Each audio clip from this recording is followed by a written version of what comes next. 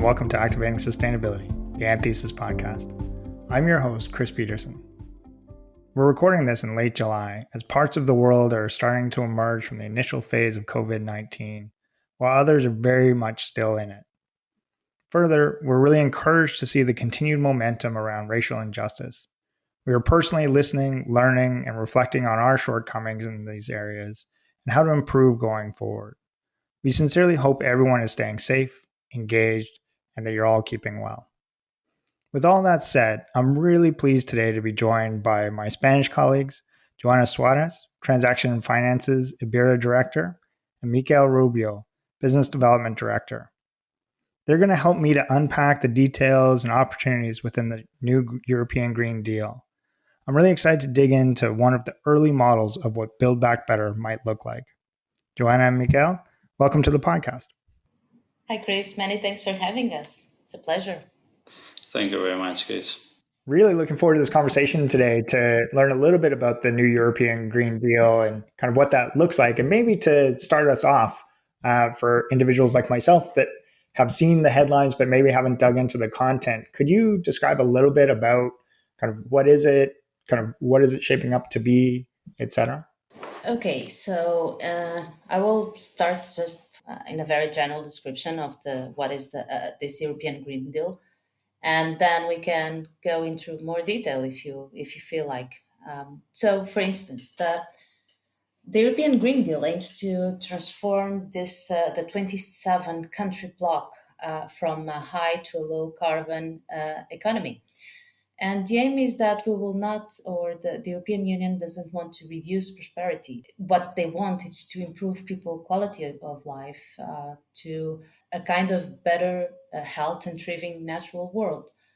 So I don't see the new Green Deal as a framework or even as a treaty or an agreement. I think it's a really set of concrete actions that aims to very specific climate goals.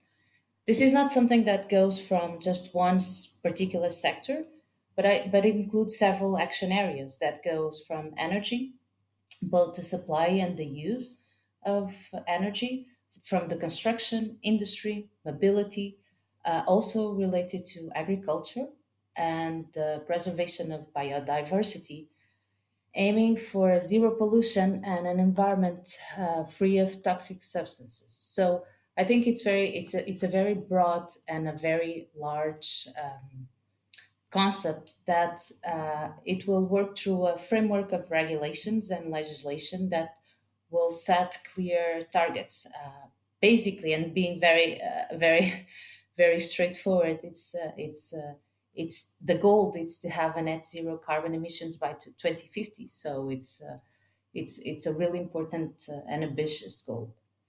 About this new framework, the other thing that is interesting for the all people and different governments of the country is because with this new Green Deal, and new jobs will be created, no? Because the new European Green Deal wants to promote sustainability actions, no? But in this way, it will be necessary stop about contamination and other activities, no? New proposals to create new jobs models, no? Because in some regions it would be necessary to change the economical model and the organization of these areas, no? For this reason, it's so interesting how or which kind of job will be created in the future. Yeah, it's fascinating and really encouraging to think about kind of an actual model out there. I know there's been lots of talk recently about this concept of Build Back Better, and just curious kind of how you see everything fitting together with the decisive decade, kind of the pandemic, kind of the calls for Build Back Better, and how the new Green Deal kind of fits into those different pieces, if you will. Yeah, that's the $1 million question at the time, because the Green Deal was presented in December 2019, way before all the pandemic issue was urged in the European Union, and so this is with the COVID-19. Of course, this was kind of an area where the focus is now on this pandemic and how to solve and how to stop all the waves that we are seeing that are becoming or restarting in different locations. So it's important that that of course that the politicians and the societies focus on that. On the other hand, I think this pandemic was also a way to show that we can act together and we can start changes. So this is I think this is a good starting point for the Green Deal to be focused on that, because it's a change of paradigm and we need to change the way that we act on our policy making or in our society.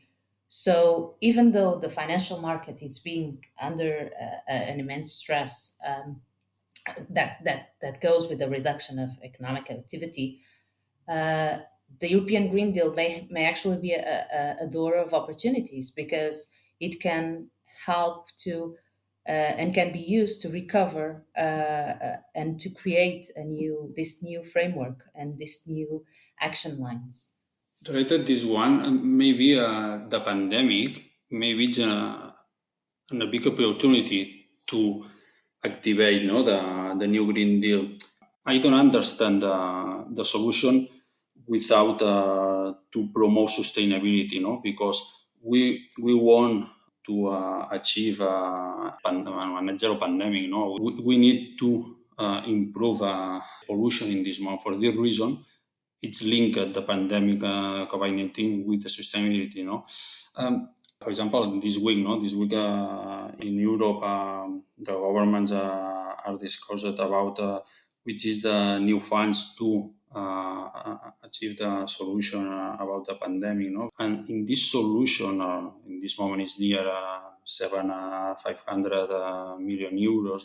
Uh, More or less, a 35% of this amount will be necessary to include the sustainability criteria. No? For this reason, both topics are linked with them. I mean, what's fascinating to me is kind of experiencing this moment of the pandemic and kind of, if in January somebody had asked, like, is sustainability going to remain a priority if 6 months from now we're going through this incredible kind of global experience? I would have said there's even odds.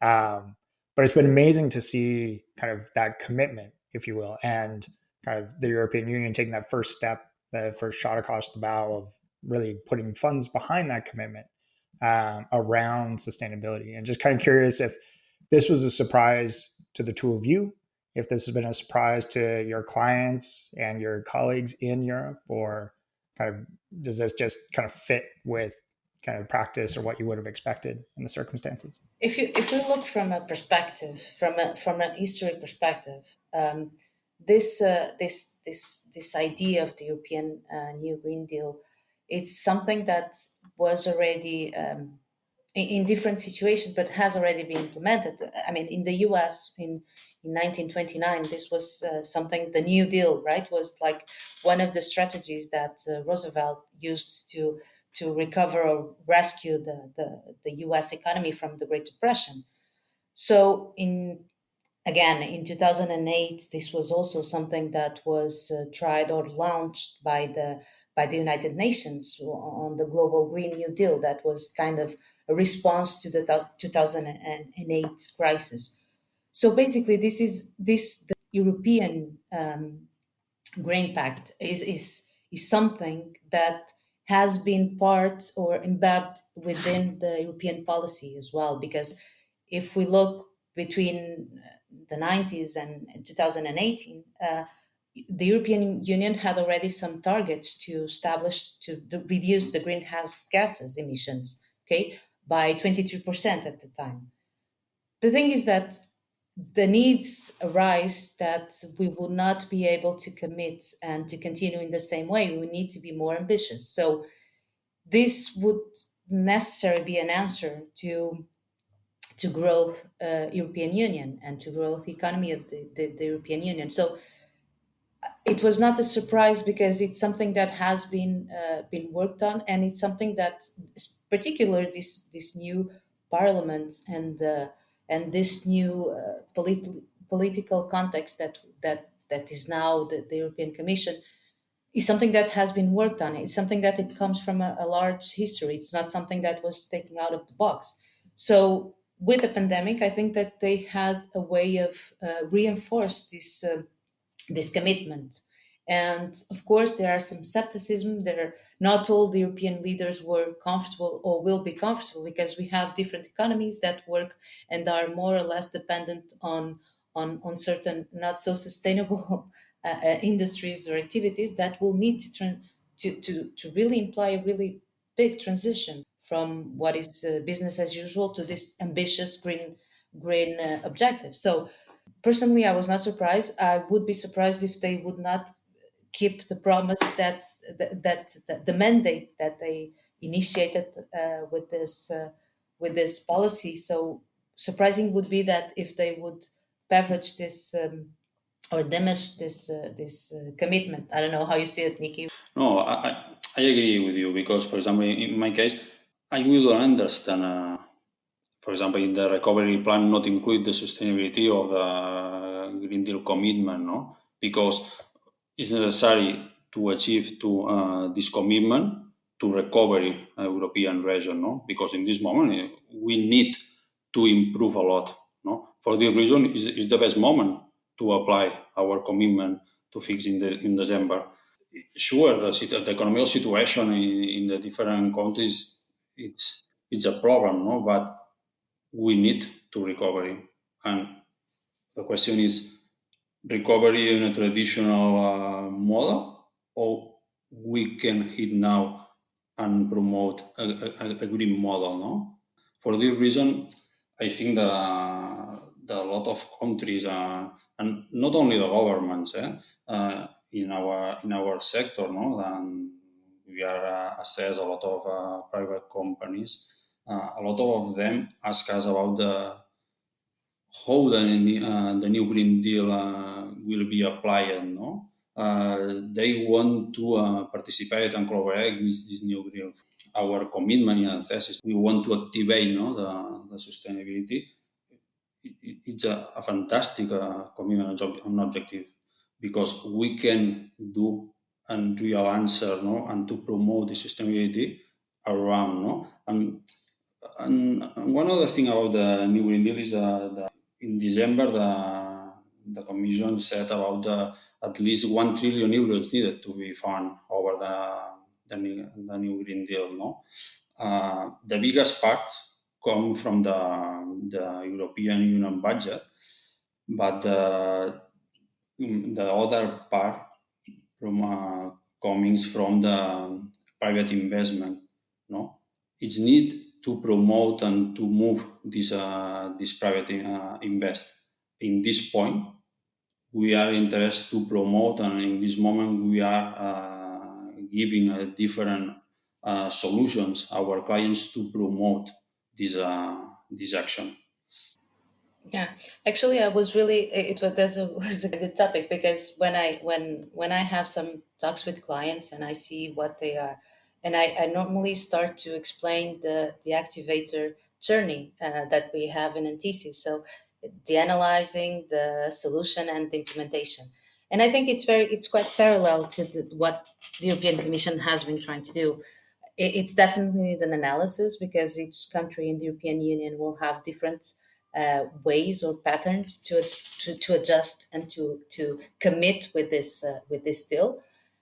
The solutions, we need to find solutions, because we can just not have goals without thinking on which solutions we can actually be are feasible and will be able to be implemented. So in different sectors, okay, and you really need to take into account also what Miquel was saying is about the financing, right? Because this is, I don't think the deal, it's only about financing. It's not just sending money for the country. It's more than that, because part of this trillion will need to come from also from the private sector. So our clients are also wondering how can be actually these solutions can be then on this third stage be implemented. So this, I think this is what makes really important, that all the society understands that it's not only about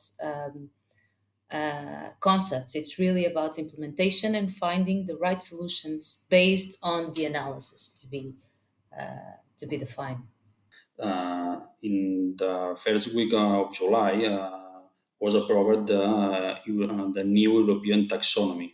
Okay, this is a new instrument that could be to define when when an investment is sustainable or not sustainable. No, it's interesting this tool because in the financial sector, sometimes it's asking us about you can help us to decide or to choose which is the best sustainable investment. No, in this case, we are talking about one instrument to facilitate which is the best way to invest. No, for this reason, the Commission is promote a new Green Deal through this new tool. Great. And maybe could you unpack that a little bit in terms of, maybe a little bit more on that tool, or how organizations can start to evaluate how they contribute to this, and kind of that idea that's been really interesting to hear from the two of you of kind of how the European Union is looking to activate kind of the investment community within that space, and pull in that private sector kind of collaboration or investment.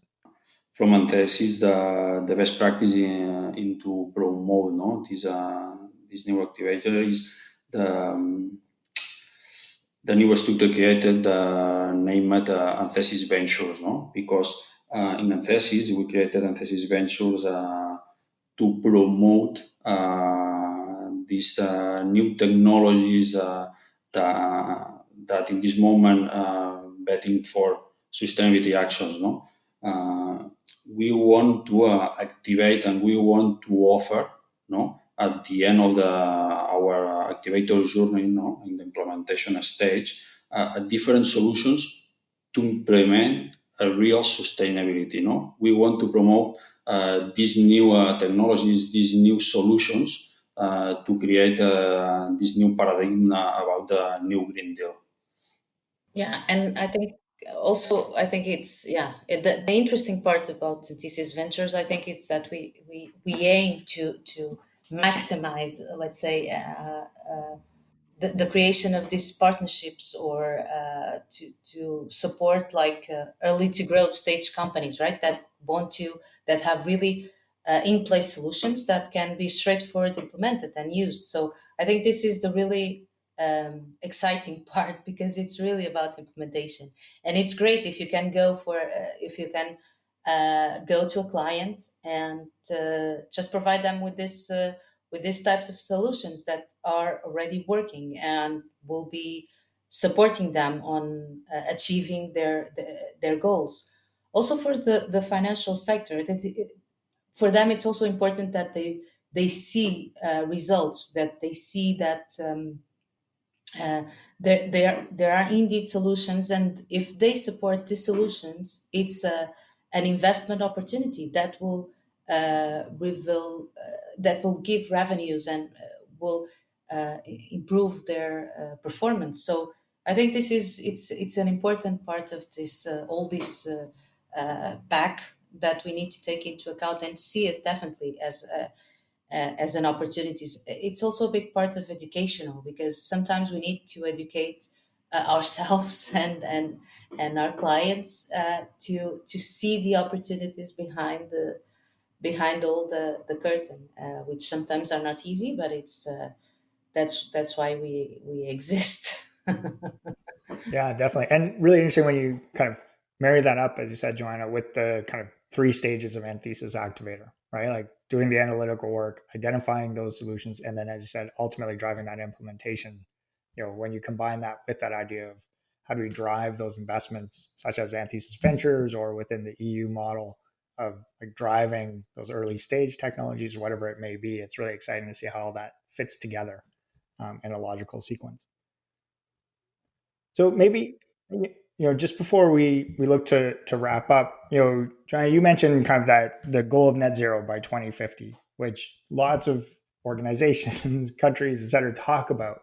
But really interested to hear maybe unpacking that a little bit of what do you see as some of the key elements within the new European Green Deal that are driving that are going to be key to being able to achieve that going forward. Yeah, that's the, yeah. Basically, this is important to that. I see, as I was mentioned before. I see this like in the different stages. If we see this by stages, it's a staged approach to this, because you cannot just simply say to there's not going to be any more gold mines in Europe. Okay, you need to actually think how are you going to make this transition. So to comply with these measures, you really need to give opportunities and to create these the new jobs. I don't know. For instance, of course, that high tech companies will have a big bust, and with the pandemic, we saw that we saw that need in many ways. So there's going to be it has to be a further development on these fields to implement all the measures and the steps that are defined. Great, thanks. And Miquel, anything you would add to that? For the end, no, maybe it's necessary to remark about the if the companies want to achieve, no, for example, you mentioned before, no, the net zero, and the new Green Deal wants the same, no. For this reason, it's necessary to achieve and to implement new technologies and implement a new business model, no, and the unique solution is the green business. No, we need to promote some business that in this moment are creating, but maybe in the next years appear. No, because for example, in this moment is the moment of the biotechnology. No, because the biotechnology combine, no, the bioresist and the new solutions, and we need to change some structure of the European version and maybe the rest of the world, no? Because the new European Green Deal is not only the solution for Europe. I think it's the message for all the world, no? Because it's interesting to apply not only here in Europe. We need to apply the rest. Well, that is a great kind of summary closing statement, and we'll probably do across the board. But maybe just any kind of final thoughts from the two of you in terms of how organizations should be thinking about this new European Green Deal and what it means for them, and maybe one or two kind of initial steps they might consider to take advantage of it, or to get engaged with it, or to kind of respond and adapt to this new reality. Yeah, well, I think organizations left definitely need to see it as an opportunity to create new economic opportunities, new investment opportunities. On the other hand, also a way of helping citizens and business to cut CO2 emissions, because we do have an issue, and we do need to reduce those. At the same time, we need to we can lower our energy bills, so we can promote renewable energies. On the financial side, we can ask our financial institutions to invest in environmental friendly technologies, to make all the technologies more environment friendly, to make it more efficient, to make it more profitable even. And we need to think that this is not just this is not only a matter of the European Union. This is something, as Miquel was saying, about the global. It's about the global attitude, and ensuring that the future generations will actually be able take the most of our planet and to take the most of our natural resources in a sustainable way. So yeah, exciting to think about it as a seed fund for what is coming out of here. So thank you both very, very much for your time and insights on this. Really appreciate it. thank you. Thank you very much. Thank you all very much for listening. We really appreciate your time. Hope everybody is staying safe and taking care of yourselves and each other. Please feel free to reach out to any of us, Joana Soares, Miquel Rubio, or myself at anthesisgroup.com. And then speaking with Joana and Miquel, they had flagged some really valuable EU resources on kind of understanding what is available in the overall Green New Deal. So we will include all of those emails and those resources in the description and encourage you to check it out. So thank you all again. Stay safe, keep well, and we'll talk to you soon.